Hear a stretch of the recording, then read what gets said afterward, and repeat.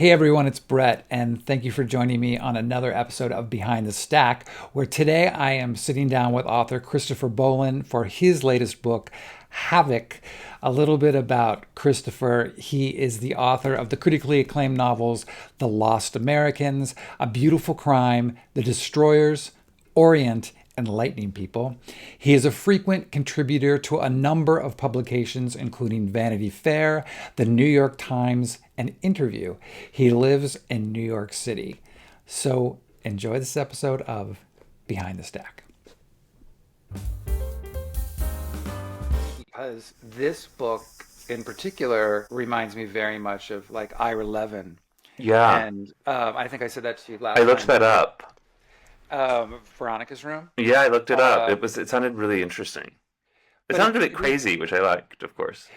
Yeah, no, it is. It's absolutely batshit crazy. But I don't, and it's not plot wise. It's not anything close to what you have. It's just the kind of essence and the feeling of it reminded me very much in that kind of vein. It came up for me while I was reading. And I was like, wow, because of how Havoc really descends into the depths of craziness. Right.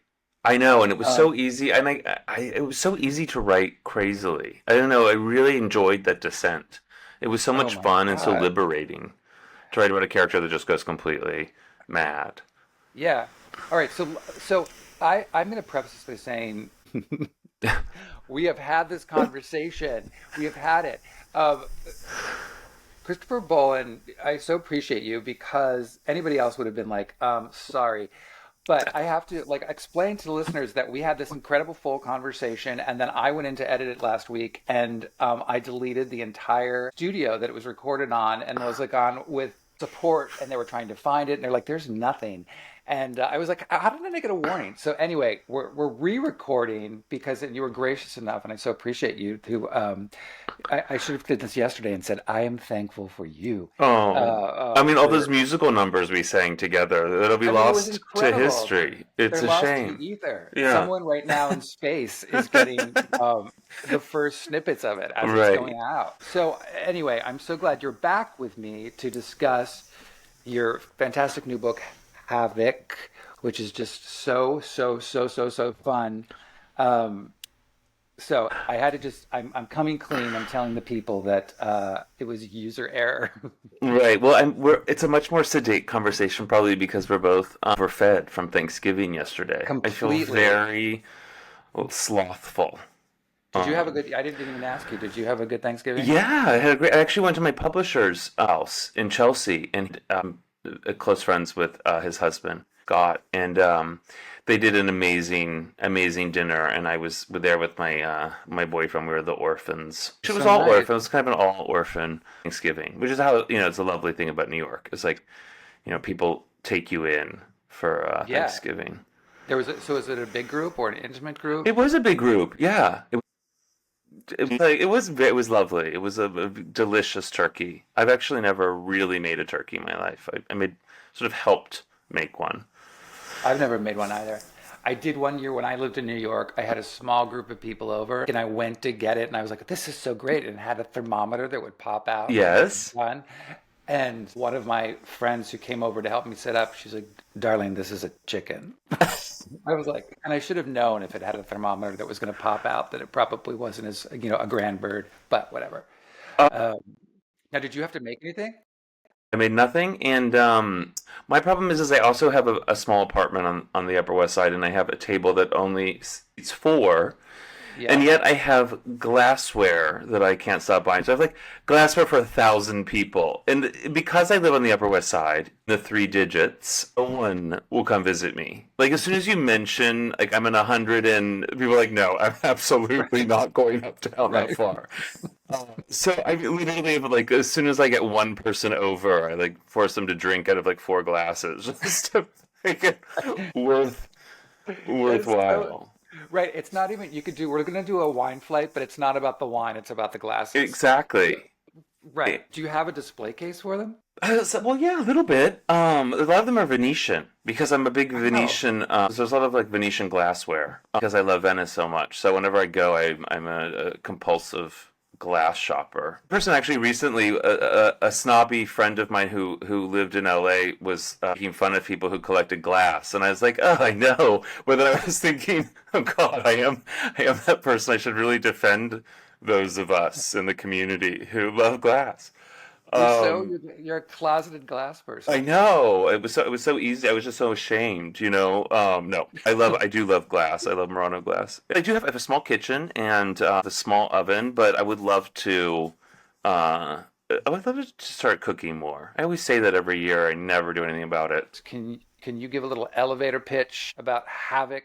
Sure. Havoc is a story of an 81-year-old woman named Maggie Burkhart who has spent the last 5 years of her life kind of roaming grand hotels through Europe. And she kind of lands in a hotel in Luxor, Egypt, during the pandemic, and sort of has been run out of Europe for reasons you will soon learn when you read it. And then there she interacts with this boy and his mother who also checked into the hotel. And instead of like a heartwarming story of an old woman and child forging a friendship over the generations, they instantly become, or pretty soon after, become vicious enemies. And so it's basically a war of generations inside this old grand moldering hotel on the Nile. Yeah, and it's so great. I think Bill Clegg had said it so succinctly when he said it's if the bad seed met Olive Kittredge at the White Lotus. Uh, Right. and I love that so much, and I think that's so apt for this thing. This is a return for you to Egypt um, from the Lost Americans. Is this a Hmm. particular place you love?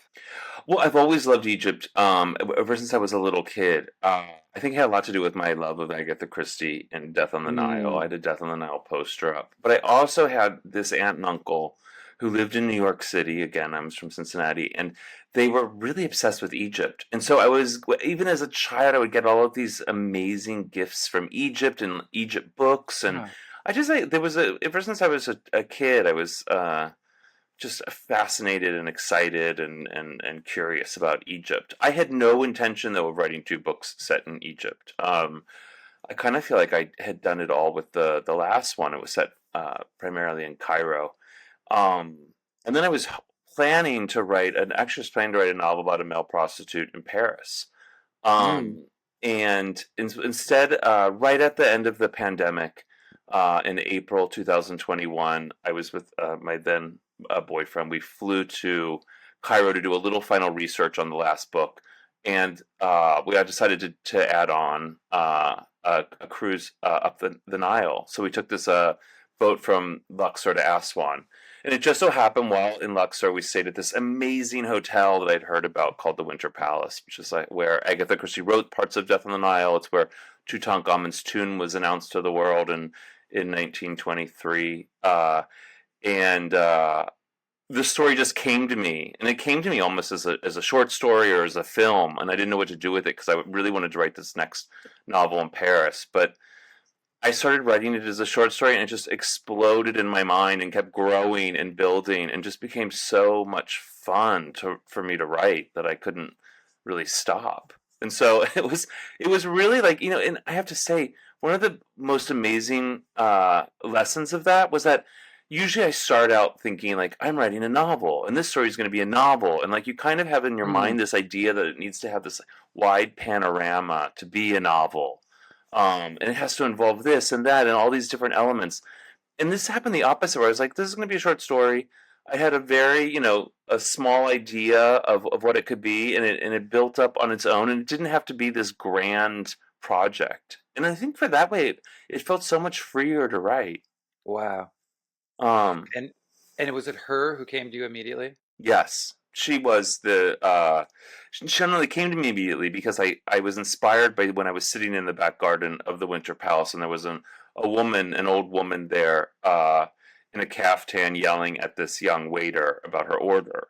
And so this idea of this old woman who was like sort of a staple of a hotel and just like would, like, you know, obscene in his furniture, And I had seen a little boy check in, a bespectacled little boy check in earlier, and so it just like it fused in my mind that this could be such an exciting war of generations. And of course, it was because of the pandemic and the whole question of, do you sacrifice the old for the young or the young for the old? And there were all these conversations about this sort of uh, generations, the older generations, susceptible to death because of the carelessness of the young generations. And so I think that was front of mind too, just this idea that for once there was this sort of friction between, the two bookends of life.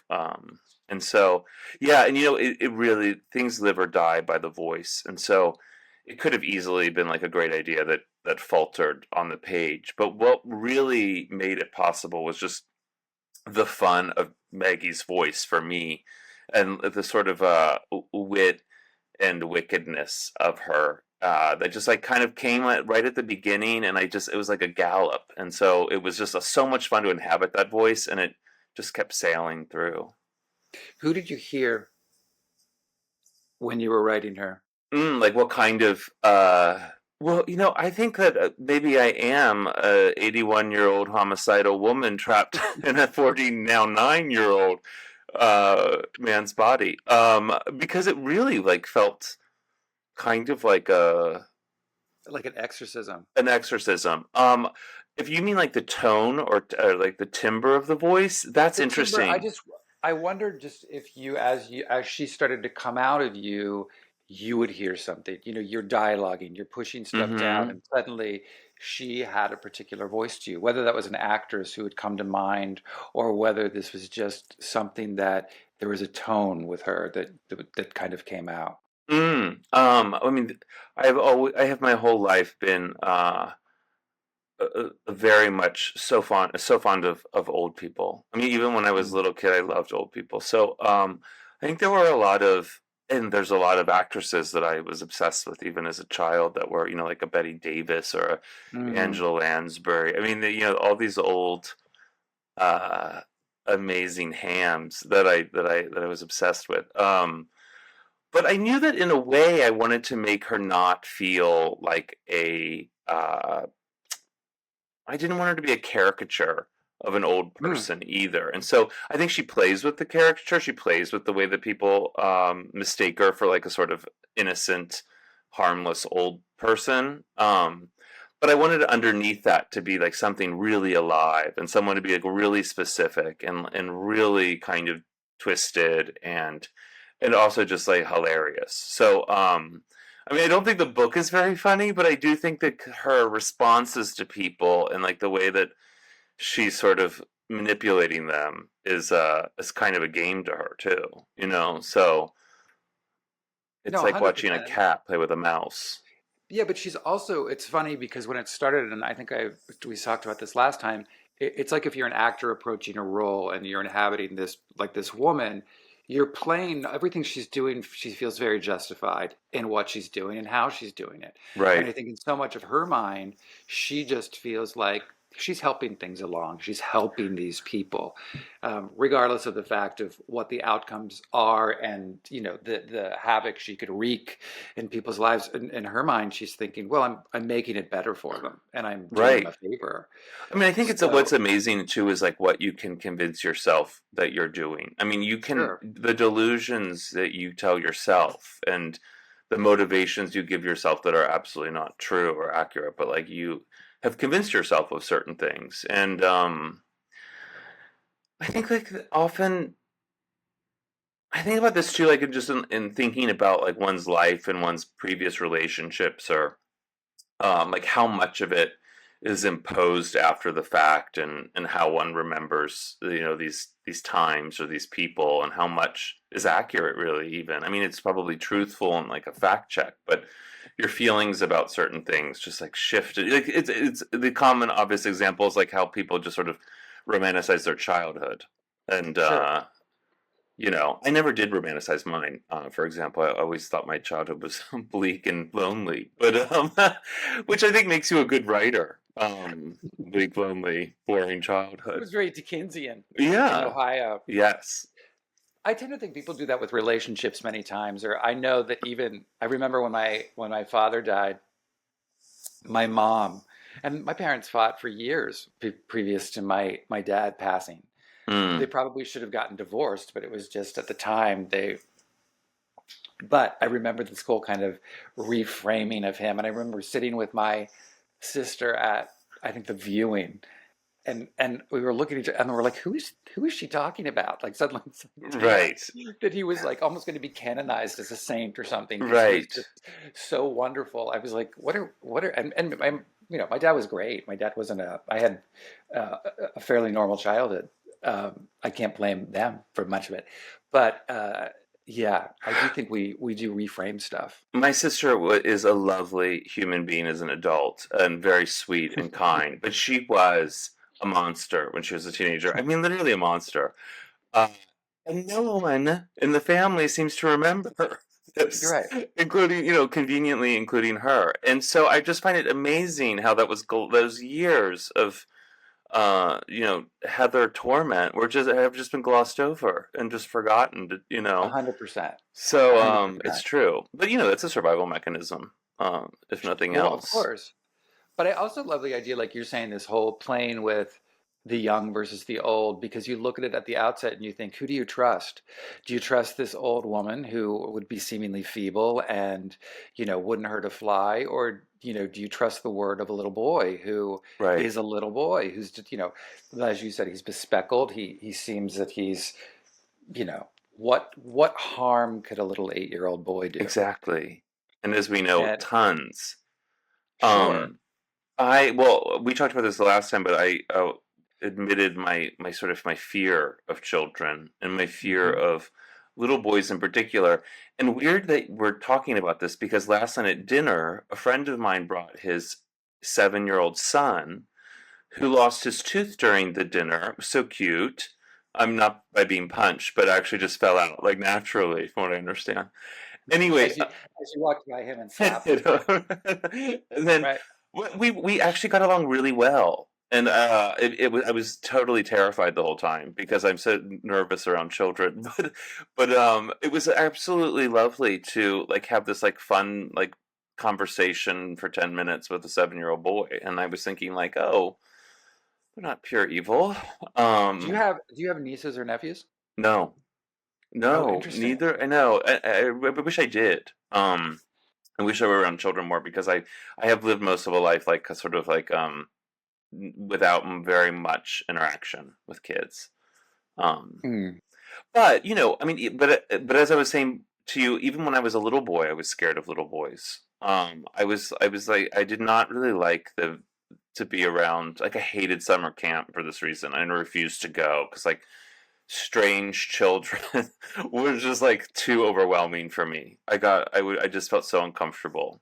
Um, Do you think part of that was the gay thing? totally. I mean, I don't think I would have labeled it at the time, but You didn't, yeah. no, and I don't even I don't think I understood what it was, but I just felt like I was like a extremely sensitive, nervous child who really just loved more to be alone or with adults, and so that's also why I became I think such a reader. um, is because that's what I spent a lot of my time doing. And you were obsessed with Christie. I was totally obsessed with Agatha Christie. Yes. And was she who like one of the first things you really dove into in terms of Yes. It was like discovery? my gateway drug to literature. I mean, it's just one of those. I remember in seventh grade, I had a teacher who pulled me aside. She was an English teacher, and she was like, It's amazing that you love to read Agatha Christie so much, but like, there's so many other books out there. Like, you've got to Mm. read other people." And I just looked at her like she was crazy. It was like, you idiot. I'm never leaving Agatha Christie. But so yeah, I was like a little a weird Agatha Christie obsessed child. I love that the teacher came to Period. you and said that there's more than Agatha Christie. And I while you were know. doing that, I was reading like the Dallas novelization of the series. I And once, I once in second grade, I remember this so well. I wanted to be perceived as a more advanced reader than I was, and so we did have this reading period.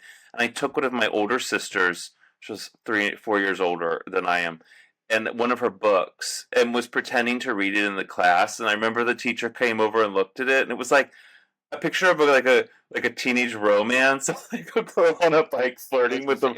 it was Wifey by Judy Blume, right? Totally, and it was something where the woman was just like, "Oh, okay." You were reading. What were you reading? Dallas. It was the novelization of Dallas because that was Uh, the big Dallas craze, and I just remember like there was an artist rendering thing on the cover, and it was the same thing. I remember her coming up to me and she said, your reading is very advanced, but you may want to try something a little Less trashy. more literary. And I was like, okay. I'm trying to think of like what were the first books that I read that were like provocative like that. I actually think it might have been like Bret Easton Ellis's like Rules of Attraction. I think which I Mm, read from the library at like 14 or 15, and those like scenes really stuck with me. Um, sure. And again, let's just compare because I was doing VC Andrews' Flowers in the oh yeah, Attic. well, Flowers in the Attic too. I also read it around that time, and that was also quite shocking with the incest. They were those things of the moment where everybody was reading them and you couldn't really tell your parents about them because of the incest.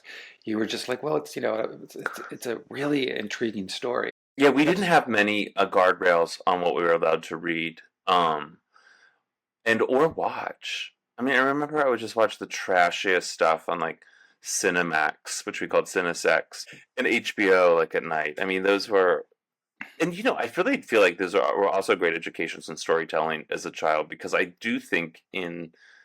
think so visually because movies really were the presiding, way of storytelling to my youth. And so I think of novels even when I write them is almost like a camera moving through a room. well, and a big thing that you do on all your books, but it's so prevalent in this is the atmosphere, is the place, Mm. and it's almost like another character in the book.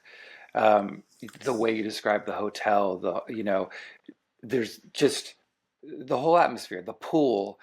There's an eroticism that kind of undercurrent in this book that I think is so interesting with this kind of potential, what they think is male gigolo who's kind of hanging out Hmm. poolside, Right. who is who is the epitome of like sex and sexuality, who kind of sets off a lot of these characters, and also her, which is another. There's such an interesting thing about her too when we talk about age, and there is still a vibrant sexuality to this woman and the Hmm. way that she perceives him and what she perceives and what she'd like to do. It's almost shocking in I a way. wondered, there was a little moment I think when I was writing the story where I wondered if I should have like some sort of sexual exchange between them of some sort. I mean, I wasn't going to do like a sex scene with Maggie, but I could have. I mean, because I really Sure. liked thinking of her as someone who was still so alive and like still wanted Yeah, things, and she still wants a family, she still wants love, but she also had what she imagines is a great sex life with her husband, and like still has those cravings and desires for this like very beautiful young man. So she kind of in her head like kind of mourns the fact that she might not have sex again, which is a sure. terrifying thing to think about. Um, And I think a lot of people think that. yeah, You know what I mean? I think many people go through that and think, will this ever happen again or won't that, it's again that age-old thing of as as you age, you think, am I going to be desired by someone? Am I, all of that. Will that still exist? Will that go away? Will that, what is that going to be? yeah, And absolutely. And and then that's face, what she's also like. She's also just like her husband dies. She loses her family. She's in Milwaukee in a house, a big house. She's retired. She has nothing in her life anymore, and she's not even seen. Like no one even sees this woman. And so I think for her, like moving through the world and moving through Europe and in Egypt and in these hotels, like she's able to like come into focus to a whole cast of strangers. I mean, that's the beauty of a hotel. I mean, or anything where there's like a a limited space where is that it allows unlimited public space. It allows like just a whole medley of a cast of crazy characters to come interact with each other. And so, I think she craves that, and to be seen and to be felt and understood, and still, move around in the world. And so, that was the fun of her, making her into sort of this like meddling character who sort of sabotages other people's lives. Well, And she wants to feel important and yeah, recognized. And I think she wants to feel that someone would say to her, "Thank you so much for what you right. did. You really, it was such an incredible thing that you did, and you helped me so much." There's the two gay characters in the book that I think are so funny too, and her relationship with them, who she tries to kind of meddle with. But I just love the dynamic of the three of them and what she hopes to accomplish. It's Well, they really were fun. really fun to write too. Like I knew I needed to give her like some sort of allies or some sort of community within the hotel, because she's sort of like a permanent, and so are they. They're the two guys are there sort of semi permanently too during the pandemic. And so they're like long stays, and like who else is going to more appreciate like a fatty old woman than some middle aged gay men Right. that we could be counted on for that. So yeah, who have their own problems, so they're married, and they're probably, she usually finds weak spots in people, and sort of manipulates them for to sort of test their happiness or where they are in life. And but the gay couple's a bit trickier that way, because they have the different Sure. allowances and rules. So Yes. They don't stick by the normal. Yeah. Um, so what for you makes a good, like, what, barring, like, removing Agatha Christie, what for you makes a good thriller or a mystery to you? mm. Well, the way I write them is like I really use my own, like, am I bored? Do I need something to move to go? I wrote the first Mm, novel I wrote. I never thought of as the first novel I ever wrote was my first novel that was published, and it was not a mystery or a thriller. I mean, there are murders actually, so it was, but I find that what's so helpful to me about writing a plot that has sort of a thriller element to it is it gives it like an instant motor. mm, I found like the first time I was writing a book, I didn't know where it was going. I felt like I was just sort of like drowning in too many great scenes and fun writing, and not really like moving it as a plot toward an endpoint. So for me, it just like creates a structure, an instant structure that I can rely on. And so I try to write it as literary as possible, and try to, infuse it with great characters and place. But I love the fact that a thriller just gives you a target and a place to go with it. Um, and as you know, like from not just Agatha Christie, but like Patricia Highsmith, Graham Greene, like all these. I just love the element of a thriller. I love the mix of mystery and fear and suspicion, and the whole, just the mood and tone of those books. Like always really appeal to sure. me. Is there Um, anyone contemporary that you feel that with? Yeah, I was just reading. In fact, there's this writer Mona Awad who is I love Mona. she's amazing, and I was just actually reading her latest novel, Rouge. I just finished it, and I felt like it was such a like actually a good companion to Havoc, because it really just Mm, deals with like the limits of a first person narrator going crazy, and like what you can get away with. I think hers kind of goes more extreme than mine in some ways. But it was yeah, I really admired the voice of it, and it's very courageous to try to make an interesting character that is also like slightly insane, because you have to have the reader follow along, or want to follow along, and listen to this voice. And so it has to like sure. certainly be appealing and charming and funny, as like you descend into hell with it, Yeah. so it's a really difficult dance. You must have to love her. Like for like I'm thinking about Maggie specifically. I would think in terms of creation, you really have to uh and maybe I'm wrong. Maybe it's just like, okay, this is fun. I'm going to take this bull in a china shop and run it. Mm. Um, But I've been thinking about this because I finally have been writing that Paris novel about a young male prostitute.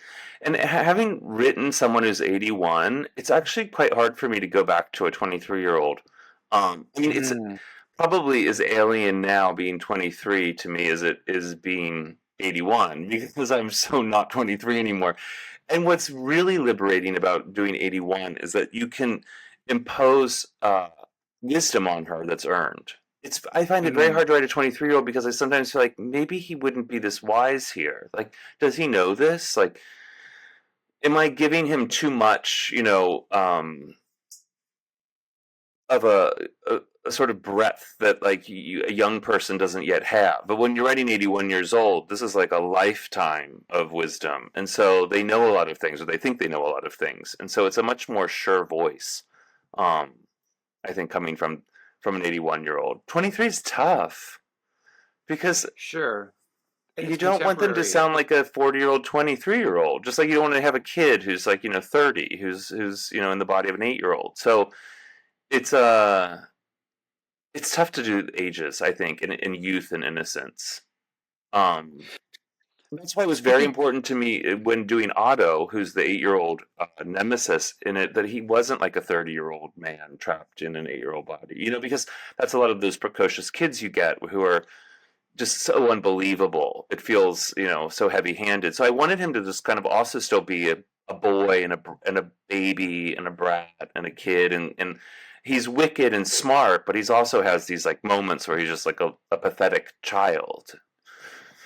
so did you speak to anyone who had a kid to say, is this out of the realm of something that someone this age could do? I've had to do it a few times, like I was curious, yes. And I had friends who actually one was it 2 summers ago, I was visiting a friend in Ireland, and her son was 8 years old at the time. And I was staying at their house for a few days, and he's a very smart, precocious 8-year-old. Um, but I was just like listening to like how he spoke and like what level of communication he was at, and what he was preoccupied with, and yeah, so because I was curious. Like sometimes, like I saw someone yesterday at Thanksgiving. There was also like a 4-year-old there, and someone was saying like, "Oh, he's turned 4," and I was looking at the 7-year-old. I was like, "He's so tall for 4." But yeah, sure, because it just shows that like I have such a non-knowledge of children that I wasn't even able to identify the difference between 4 and 7. But I think it also changes as we age because I think it also, your perception of what is older and what is younger begins to alter. Mm-hmm. Because when you're in it, you don't see it. But I'll look at older people now, and as I'm talking to them, realize I'll find out after the fact how old they actually are. And then I'm like, wow, I didn't expect that. Or talking to a 30-year-old who is great and articulate, and we have something that we're in common with. And all of a sudden I realized, and I like that's happened a lot on this whole Bookstagram thing, Yeah, where I'm talking to these kids and I'm realizing I could be your father. Like right. that's a weird moment. It is weird. I Uh, always wonder if that ever ends. Like, will there just be a time when we're just adults for each other, and it right. doesn't really matter what generation you're in, or it doesn't matter how old you are?